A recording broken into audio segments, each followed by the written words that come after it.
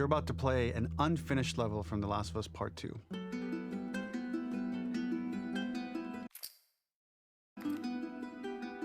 The reason we added this section is there are a few sequences, and we picked the 3 of the best ones, that we cut from the game. Often we build a game that's much bigger than what ends up being the final product.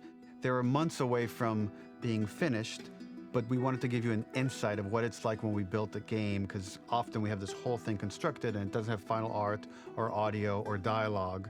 And here you get to see the building blocks of what it's like when we first string a bunch of these levels together.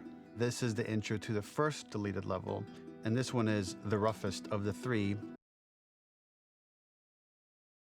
We wanted to show more of how Jackson operates. So this is the festival where Ellie ultimately kisses Dina. This sequence would have come very late in the game as a flashback sequence while you're in the farm with Dina.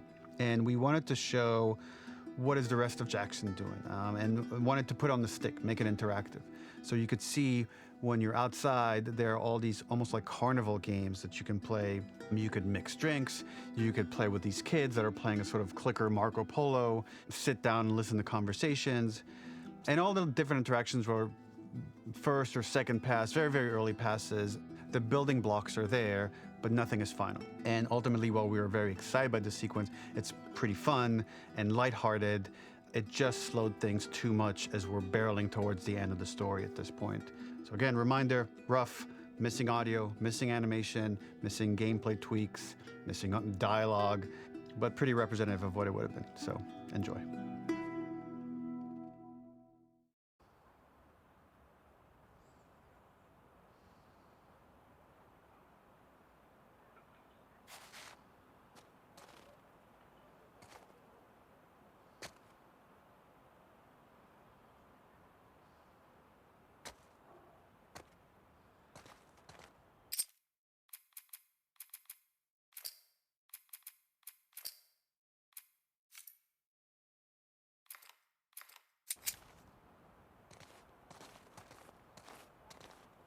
Originally, this level was going to transition us to farm.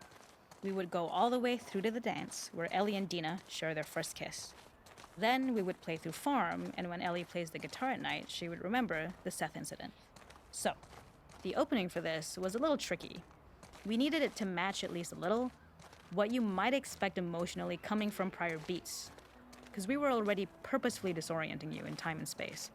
Remember, you just came from this huge fight. To jump straight into it would have been a little too jarring. After some back and forth, we rooted it in Ellie's nerves, calling back to her hands shaking in the theater. But this time, for a much more innocuous reason we'll find out later. She's nervous because she has a crush on Dina, who is the only reason why she's here at the dance. Something we really wanted to do was highlight the way their lives had turned upside down since she went down this path.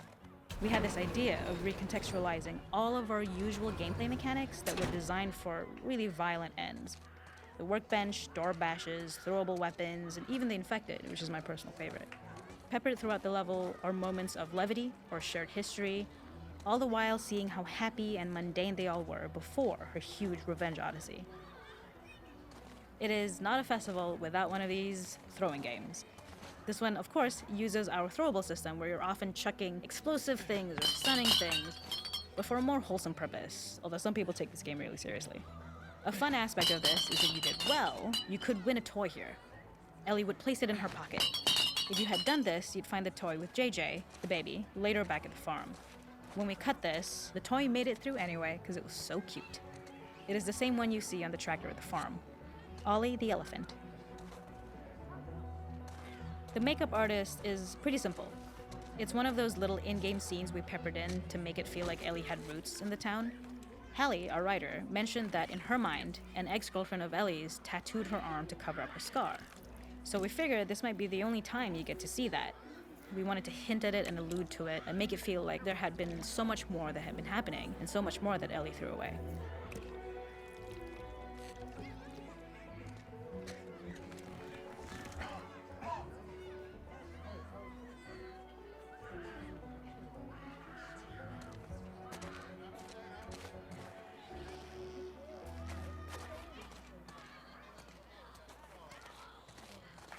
This is one of my favorite sections because I think that it achieves both the slice of life aspect of Jackson while also being a stark reminder of how dark the world that they live in really, really is.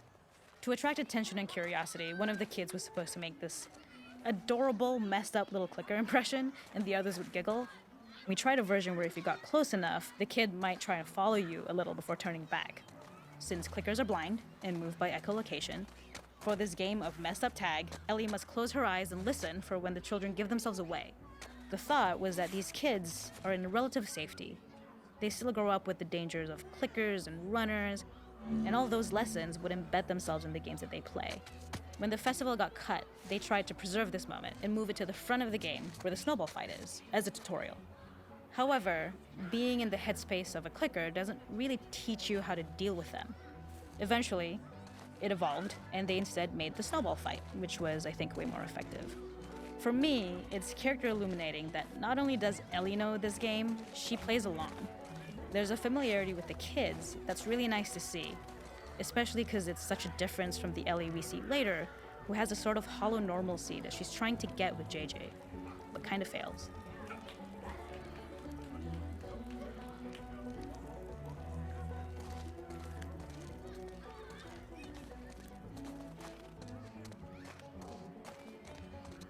There's a hidden spot at the back that was just a bit of fun. It was highlighting Jackson's normalcy with something we would find in a real world. In the back, you would find teenagers finding some alone time with each other in a dark corner of a party. It was rewarding the player for peeking into a hidden corner, but ultimately redirecting them back to the festival. We also had versions of them smoking weed here, despite Maria's consternation, probably having gotten it from Eugene.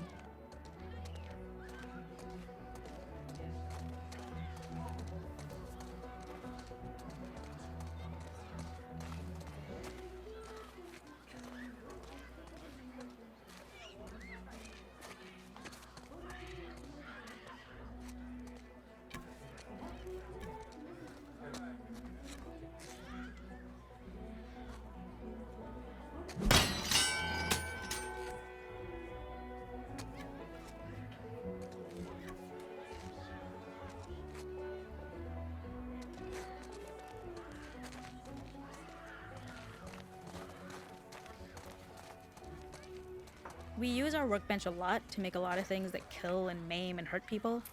Here, we had the silly idea of using the same feel, harkening back to the same animations, using the exact same UI to instead fix a drink. Like the workbench, you could pick your base and then you could add something to it. And at the time, we had some different reactions from Ellie based on how strong you chose to make the drink.